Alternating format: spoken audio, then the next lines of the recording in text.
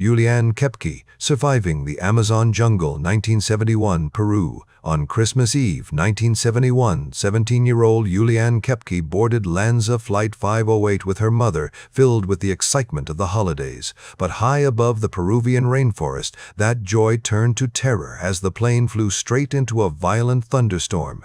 Lightning struck, the fuselage shattered, and within seconds, the aircraft was torn apart 10,000 feet above the ground. Amazingly, Juliane, still strapped to her seat, plunged through the sky and crashed into the dense jungle canopy, and somehow she survived.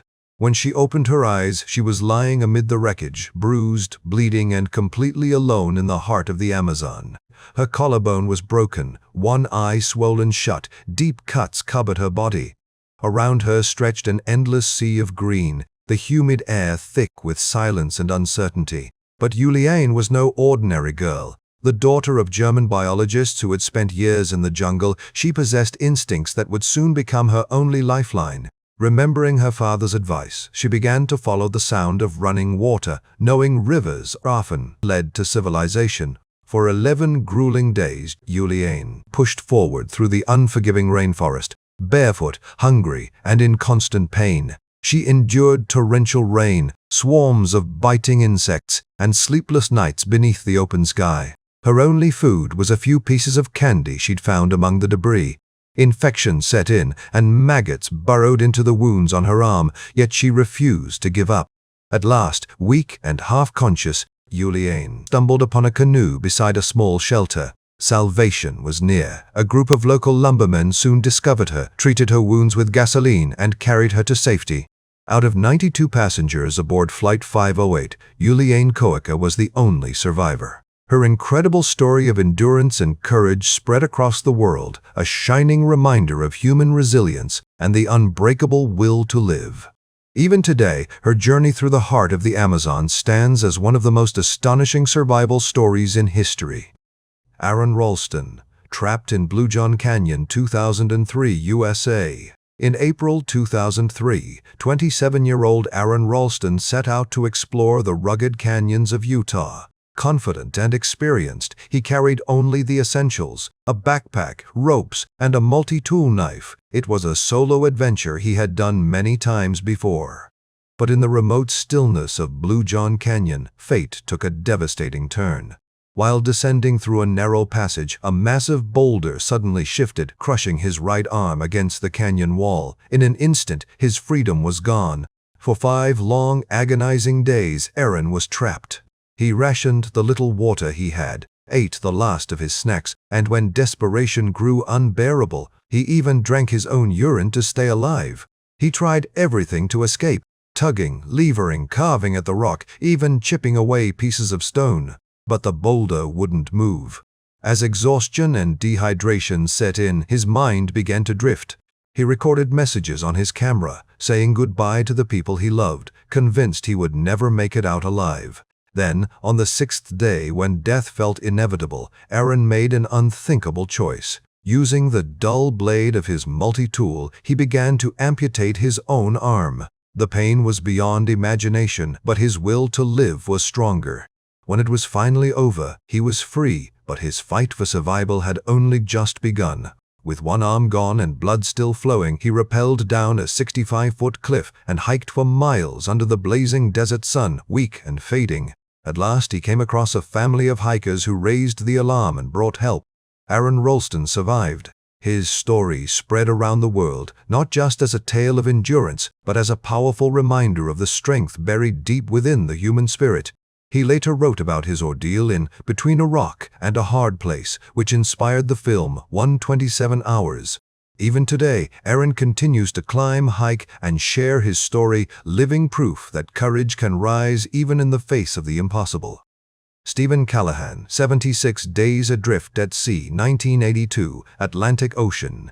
In 1982, sailor Stephen Callahan set out alone across the vast Atlantic Ocean in his small boat, the Napoleon Solo. The sea was familiar to him, his world, his freedom. But just a week into his voyage, that freedom was shattered. A violent storm tore through the waves, battering his vessel until it broke apart beneath him. Within moments, Stephen found himself cast adrift in the middle of the ocean. clinging to an inflatable life raft barely larger than a bathtub. For 76 endless days, he drifted alone across nearly 1,800 miles of open water. With nothing but a few tools from his survival kit, he had to rely on ingenuity and determination. He crafted a makeshift spear gun to catch fish, built a solar still to collect precious drops of fresh water, and constantly patched leaks to keep his fragile raft afloat. Each day brought new battles, the searing heat of the sun that burned his skin raw, the chill of the night winds that stole his strength, and the ever-present fear of circling sharks below. The isolation was crushing. The vast silence of the ocean became both his enemy and his only companion. As the weeks dragged on, Callahan grew frail and malnourished, losing more than a third of his body weight. Hallucinations blurred the line between hope and despair, yet he refused to surrender. Every breath, every sunrise became a small victory, a quiet reminder that he was still alive. After 76 grueling days adrift, salvation finally appeared. Fishermen near the Caribbean island of Marie Galante spotted his raft and pulled him from the sea. Stephen Callahan had endured one of the longest solo survival ordeals in maritime history. Emaciated but alive, he had proven what the human spirit is capable of when pushed beyond its limits. His memoir, Adrift, 76 Days Lost at Sea, became a bestseller and a testament to courage and resourcefulness. Even now, his story stands as proof that no matter how vast the ocean or how desperate the odds, the will to live can carry us through the impossible. The Andes Plane Crash Survivors, 1972, Chile, Uruguay. On October 13, 1972, a chartered plane carrying a Uruguayan rugby team, along with their friends and family, crashed high in the frozen peaks of the Andes Mountains. Of the 45 people on board, 29 survived the impact, stranded in one of the harshest places on Earth. Surrounded by endless snow and towering ice, they faced freezing winds, thin air, and temperatures that plunged far below zero. Their world became a white wilderness with no food, no warmth, and almost no hope. At first, they clung to optimism, rationing what little they had, a few chocolate bars, some wine, tiny scraps from their luggage. But as days turned into weeks, starvation began to set in. When radio broadcasts confirmed that the search had been called off, the survivors realized the truth. No one was coming to save them. Faced with certain death, they made a choice that would shock the world when it was finally revealed. They would survive by consuming the flesh of those who had already perished. It was a decision that tore at their conscience but gave them a chance to live. In that frozen silence, survival became the only form of mercy left. The mountain showed no compassion. Avalanches buried their makeshift shelter, taking more lives and testing the spirit of those who remained. Yet even as hope seemed to fade, a few refused to surrender. After 72 brutal days, two young men, Nando Parado and Roberto Canessa, set out to find help. For 10 grueling days, they crossed the snowfields on foot, half-starved and frozen, driven only by the belief that they could still save their friends. Finally, they stumbled upon a group of Chilean herders who raised the alarm. Rescue teams soon returned to the crash site. 16 people were brought out alive, battered, emaciated but breathing. Their story, later told in the book and film Alive, stands as one of the most haunting and inspiring survival tales of the 20th century. A reminder of what the human spirit can endure and the terrible choices survival can demand.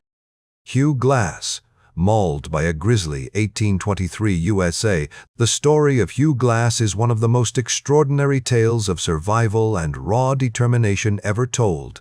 In 1823, Glass joined a fur-trapping expedition along the Grand River in what is now South Dakota. It was rugged country, untamed, unpredictable, and full of danger. While scouting ahead of his group, Glass startled a massive grizzly bear protecting her cubs.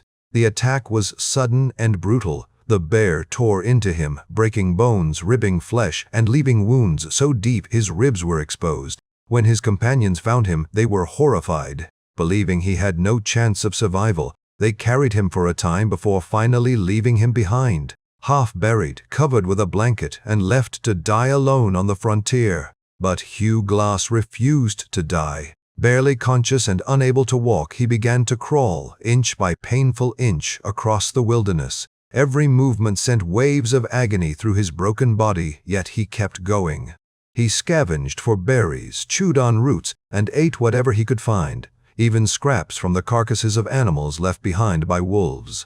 Some stories say Native Americans came across him and tended to his wounds, giving him just enough strength to continue. Whether through their help or sheer willpower, Glass kept crawling, dragging himself through hundreds of miles of unforgiving terrain. After traveling nearly 200 miles, he finally reached a frontier fort. Starved, scarred, and barely alive, he had done what few believed possible. Hugh Glass's ordeal became legend, passed down through generations of frontier lore, retold in Michael Punke's novel The Revenant, and brought to life in the Oscar-winning film of the same name.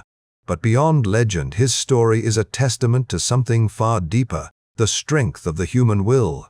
With nothing left but pain and determination, Hugh Glass showed that even in the face of nature's fury, the will to live can push a person beyond every imaginable limit. Mauro Prosperi, Lost in the Sahara, 1994, Morocco. In 1994, endurance athlete Mauro Prosperi set out to push his limits in the Marathon des Sables, a brutal 6-day ultramarathon across the endless expanse of the Sahara Desert. It was meant to be the ultimate test of stamina and strength. But for Mauro, it became something far more, a fight for his very life. Midway through the race, a violent sandstorm swept across the desert. Blinded and disoriented, he lost his bearings and drifted miles off course. When the storm finally cleared, he found himself utterly alone. No runners, no markers, no sign of rescue. Just the silent immensity of the Sahara stretching endlessly in every direction. For 9 harrowing days, Prosperi wandered through one of the most unforgiving places on earth. He rationed his tiny supply of water, even drinking his own urine to fend off dehydration. Desperate for moisture, he caught bats inside an abandoned shrine and drank their blood, a grim but necessary act to stay alive. Each day under the merciless sun drained more of his strength. His lips cracked, his skin blistered, and his body grew weaker. At one point, overcome with hopelessness, he considered ending his life, but instinct and the faint spark of willpower refused to let him stop. Finally, after 9 long days and nearly 300 kilometers off course, Mauro was discovered by a nomadic family who gave him water, food, and shelter. By then, he had lost more than 30 pounds, and his organs were failing, but he had survived the impossible. Mauro Prosperi's ordeal became one of the most astonishing modern survival stories, a living example of what it means to endure when every ounce of strength is gone. And in an incredible act of defiance and spirit, years later he returned to the desert to finish the Marathon des Sables. His story stands as a reminder that true endurance is not just about the body, it's about the unbreakable will of the human heart. Poon Lim, 133 days, adrift at sea 1942, Atlantic Ocean. In 1942, during the height of World War II, the British merchant ship Ben Lomond was torpedoed by a German U-boat in the South Atlantic. The explosion was sudden and devastating. Most of the crew perished within moments, but one man, a Chinese sailor named Poon Lim, refused to be among them.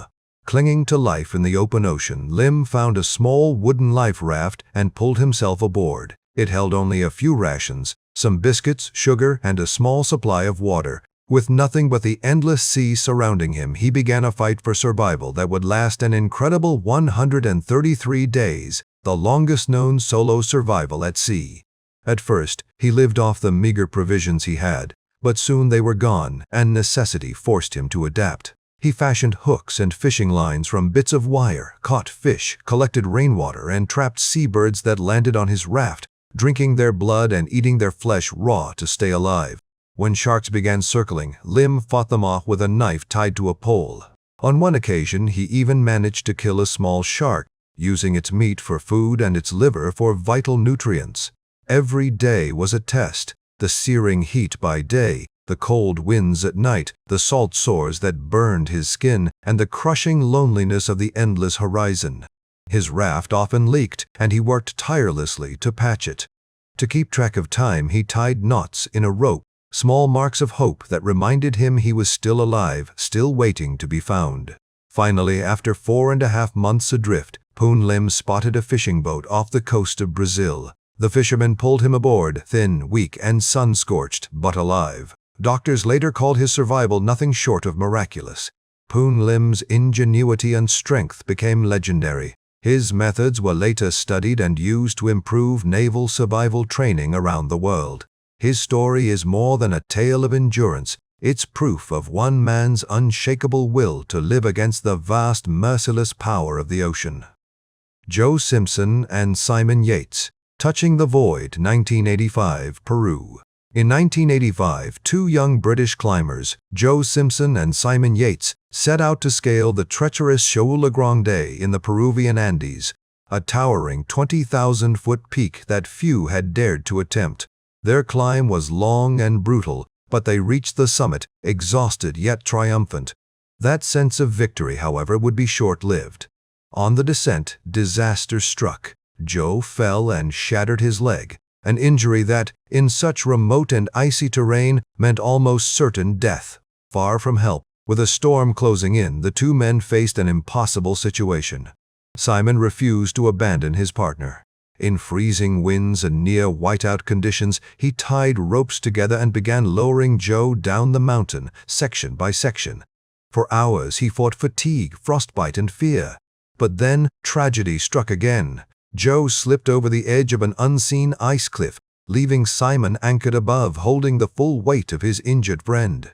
For what must have felt like eternity, Simon clung to the rope, the strain threatening to pull him over the edge. In the howling blizzard, unable to communicate and knowing they would both die if he didn't act, he made the most painful decision of his life. He cut the rope. Joe plunged into a deep crevasse, but somehow he survived. Alone with a broken leg and no hope of rescue, he began an agonizing crawl back toward base camp. For 3 days, delirious, starving, and half-frozen, he dragged himself through the ice and snow, inch by inch, mile after mile. Just as Simon was preparing to leave, believing his friend was gone, Joe appeared at camp, skeletal, frostbitten, and barely alive. Their ordeal was later retold in Joe Simpson's memoir, Touching the Void, and in the acclaimed documentary of the same name. It remains one of the most extraordinary mountaineering survival stories ever recorded, not only because Joe lived, but because of the unbearable decisions Simon had to make to survive. It is a story of courage, loyalty, and the unbreakable human will, proof that even on the edge of death, the will to return home can be stronger than fear itself. The Robertson family, adrift after a whale attack, 1972, Pacific Ocean. In 1972, the Robertson family of England, Dougal and Lynn, their 4 children, and a teenage friend, set sail on what was meant to be the adventure of a lifetime, a voyage around the world aboard their yacht, the Lucette. For a year, the journey was everything they had dreamed of. Calm seas, star-filled nights, and the thrill of discovery on the open ocean. Then, in June, fate turned without warning. In the middle of the vast Pacific, a pod of killer whales rammed the yacht, tearing open its hull. Within minutes, the Lucette began to sink, leaving the family stranded thousands of miles from land, surrounded only by endless blue. They scrambled into a small dinghy and an inflatable life raft carrying only a few tins of food and a small amount of water. Within days, their supplies were gone, and the fight for survival began. For the next 38 days, the Robertsons endured the harshest conditions imaginable. They caught rainwater whenever they could, and when the skies refused to open, they turned to the sea for sustenance, catching turtles, drinking their blood for fluid, and using improvised spears to fish. They cooked what they could on a tiny spirit stove, clinging to routine as a way to keep hope alive. Sharks circled them constantly, sometimes ramming the raft. Storms crashed overhead, tearing at their fragile shelter, while the tropical sun scorched their skin until it blistered. Each day was a test of endurance, of ingenuity, and of the bond that held them together as a family. When their inflatable raft finally gave out, they squeezed into the small wooden dinghy, exhausted and barely afloat. It was there, near the brink of death, that salvation finally appeared. A Japanese fishing vessel spotted them and hauled them aboard to safety. Their ordeal lasted 38 days, a month and a half of fear, hunger, and relentless struggle. Dougal Robertson later recounted their story in his memoir, Survive the savage sea, a powerful testament to human resourcefulness and family strength. The Robertson family's survival wasn't just about endurance, it was about unity, courage, and the extraordinary power of ordinary people who refused to give up. Tsutomu Yamaguchi, the man who survived 2 atomic bombs, 1945, Japan. In August 1945, Tsutomu Yamaguchi, a 29-year-old ship engineer, was in Hiroshima on a business trip. On the morning of August 6th, as he walked to work, the world around him changed forever. A blinding flash tore through the sky, and in an instant, the first atomic bomb was unleashed. Within seconds, the city was consumed by fire and destruction. Yamaguchi, just 2 miles from ground zero, was thrown into the air by the blast. His body was burned, his eardrums ruptured, and yet, against all odds, he lived. Through the smoke and chaos, he stumbled across a landscape of ash and silence. That night, he took refuge in a bomb shelter, surrounded by the devastation of a world he could barely comprehend. The next day, wrapped in bandages and weak with pain, he began his journey home to Nagasaki, desperate to see his wife and child. 3 days later, on August 9th, as he described the horror of Hiroshima to his supervisor, another blinding flash filled the sky. The second atomic bomb had fallen, this time on Nagasaki. Once again, Yamaguchi was caught in the heart of the unthinkable. The explosion shattered windows and sent him sprawling, but somehow he survived again. Despite his injuries, he shielded his family from the blast and led them to safety through the burning ruins. Miraculously, his wife and child also lived. In the years that followed, Tsutomu Yamaguchi dedicated his life to peace. Officially recognized by the Japanese government as a Niji Hibakusha, a double atomic bomb survivor, he became a passionate advocate for nuclear disarmament, sharing his story so that the world would never forget. He lived until 2010, passing away at the age of 93, a man who had seen humanity at its darkest, yet chose to live with hope and purpose. Yamaguchi's story is more than survival. It is a symbol of endurance, compassion, and the power of the human spirit to rise, even from the ashes of unimaginable destruction. Beck Weathers, left for dead on Everest, 1996, Nepal. In May 1996, climber Beck Weathers joined an expedition to Mount Everest, a journey meant to test his limits and one that would instead become legendary for its tragedy. Near the summit, disaster struck.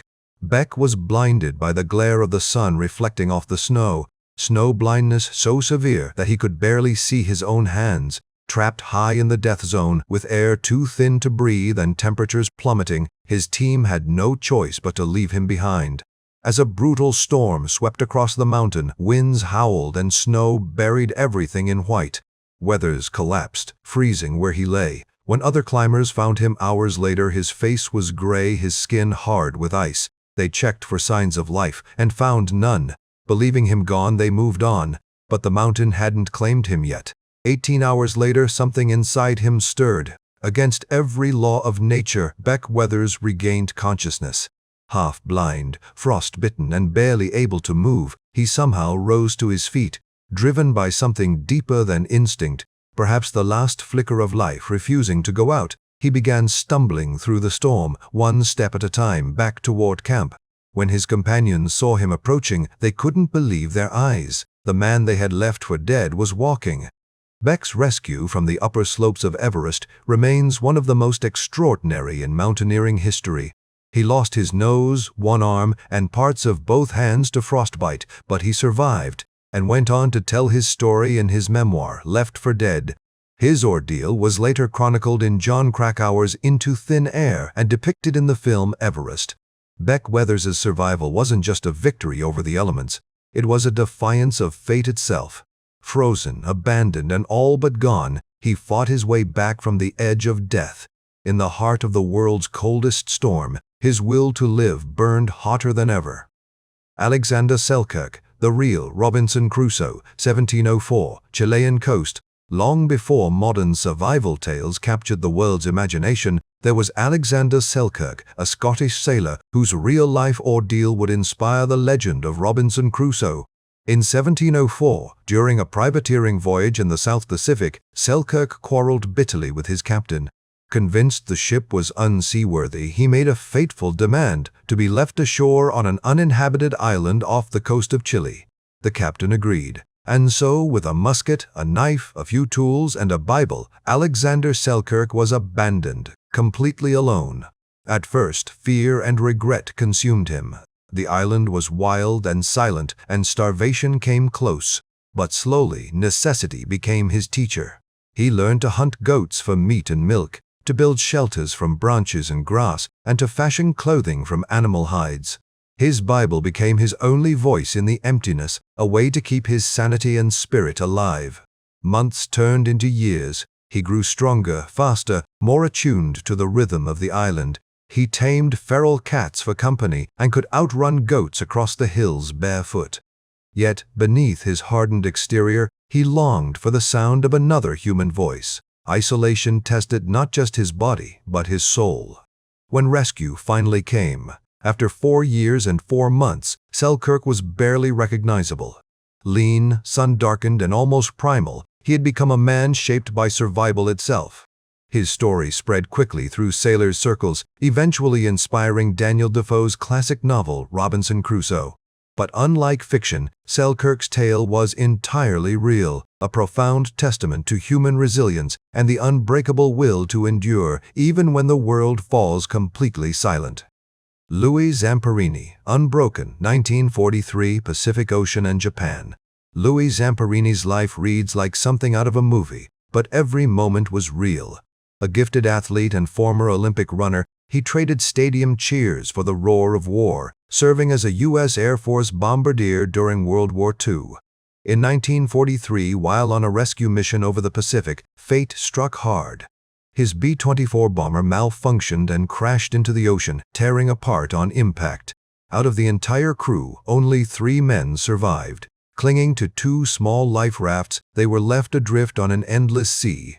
For 47 long days they fought to stay alive. Starvation set in, the sun scorched their skin, and sharks circled constantly, bumping the rafts through the night.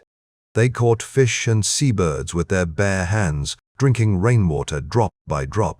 Even as Japanese aircraft strafed them with bullets, they refused to give up. When they finally reached land, it wasn't rescue that awaited them, it was capture.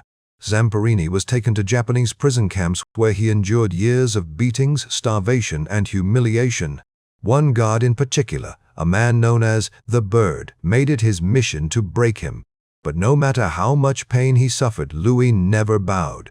When the war ended, he returned home. Scarred, yes, but unbroken. His incredible story was later told in Laura Hillenbrand's best-selling book Unbroken and in the film that followed. Louis Zamperini's journey is more than just a tale of survival. It's a testament to courage, faith, and the power of the human spirit, proof that even when the world tries to destroy you, resilience can keep your soul alive. Deborah Kiley, Shipwrecked at Sea, 1982, Atlantic Ocean. In 1982, 24-year-old sailor Deborah Kiley joined a small crew to deliver a yacht from Maine to Florida, a routine voyage, or so it seemed. But off the coast of North Carolina, the sea turned violent. A massive storm rose without warning, and towering waves battered their vessel until it broke apart and sank beneath them. Deborah and 4 crewmates escaped into a small inflatable raft, adrift, terrified, and utterly alone in the endless Atlantic. For 5 long days they battled exhaustion, hunger, and despair. Salt water soaked everything, burning their skin and lips. Sharks circled constantly, their dark fins cutting through the waves, bumping the raft as if testing its strength. The survivors rationed what little they had, a few sips of rainwater, a handful of scraps, clinging to hope as the sea around them turned hostile. Then, the unthinkable. 2 of the crew, delirious from thirst, drank seawater. Within hours they were dead, their bodies committed to the ocean, the scent of death drawing even more sharks. The remaining 3 could do nothing but pray, enduring each endless hour as the line between life and death grew thinner. On the 5th day, when strength was nearly gone, a Soviet cargo ship appeared on the horizon. Against all odds, they were saved. Deborah Kiley later told her story in Albatross, the true story of a woman's survival at sea. Her ordeal revealed not just the power of the ocean, but the strength buried deep within the human spirit, the quiet, unyielding will to survive when everything around you says it's time to let go. Harrison Okene, the cook who survived underwater, 2013, Nigeria. In May 2013, Harrison Okene, a Nigerian ship's cook, faced one of the most extraordinary survival ordeals in modern history. He was working aboard a tugboat off the coast of Nigeria when a violent storm struck without warning.